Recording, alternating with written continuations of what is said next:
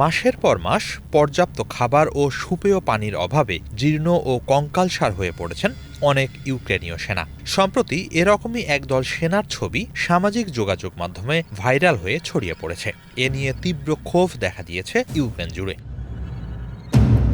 ২৪ April British সংবাদ মাধ্যম the গার্ডিয়ানের প্রতিবেদনে বলা হয়েছে, সম্প্রতি সামাজিক মাধ্যমে আনাস্তাসিয়া সিলচুক নামের এক সেনার স্ত্রীর পোস্ট থেকে এই কেলেঙ্কারির ঘটনা প্রকাশ্যে এসেছে। ওই নারী তার স্বামীর সহযোদ্ধাদের কিছু ছবি সামাজিক মাধ্যমে পোস্ট করেছেন। এসব ছবিতে দেখা যায় অপুষ্টির কারণে ৪ জন সেনার শরীর হাড্ডিসার হয়ে গেছে, তাদের পাঁজরের হাড় বেরিয়ে এসেছে, পেট ঢুকে গেছে ভেতরে, হাত ও বাহু শুকিয়ে গেছে।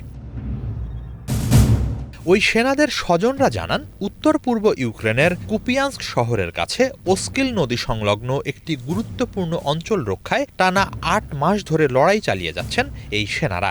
সেখানে কেবল ড্রোনের সাহায্য দিয়ে খাবার ও ওষুধ পাঠানো হয়।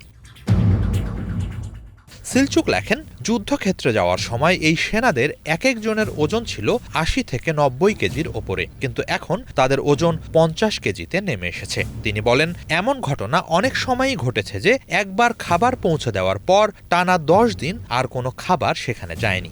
জীবন বাঁচাতে বৃষ্টির পানি ও তুষার গলিয়ে খেতে হয়েছে সেনাদের। সিলচুক আরও জানান, এই সেনারা সর্বোচ্চ টানা ১৭ দিনও না খেয়েছিলেন। রেডিওর মাধ্যমে বারবার আকুতি জানানো হলেও কেউ তাদের কথা কানেই তোলেনি। আমার স্বামী আর্তচিৎকার করে ভিক্ষা চেয়েছে, বলেছে খাবার ও পানি নেই, কিন্তু তাদের কথা শোনা হয়নি। এমনটা একবার নয়, বারবার ঘটেছে। আরেক সেনার আত্মীয় ইভানা পোভেরেজনিউক জানান, 14th সেপারেট মেকানাইজড ব্রিগেডকে ভয়াবহ কঠিন এক পরিস্থিতিতে ফেলা হয়েছে। ক্ষুধার জ্বালায় অনেক যোদ্ধা যুদ্ধক্ষেত্রে জ্ঞান হারিয়ে ফেলছেন। তার বাবাকে কোনো মতে ওই রণাঙ্গন থেকে সরিয়ে নেওয়া হলেও অন্য সেনারা এখনও ওই পরিস্থিতিতে আটকে আছেন। এসব বিষয় সামনে আসায় তীব্র বিতর্ক সৃষ্টির ফলে এরই মাঝে সেনাদের খাবার সরবরাহের দায়িত্বে থাকা শীর্ষ কমান্ডারকে সরিয়ে দেওয়া হয়েছে বলে জানিয়েছে ইউক্রেনের প্রতিরক্ষা মন্ত্রণালয়। সংশ্লিষ্ট ব্রিগেডের পক্ষ থেকে স্বীকার করা হয়েছে যে কিছু সেনা দলের কাছে রসদ সরবরাহে ঘাটতি হয়েছে।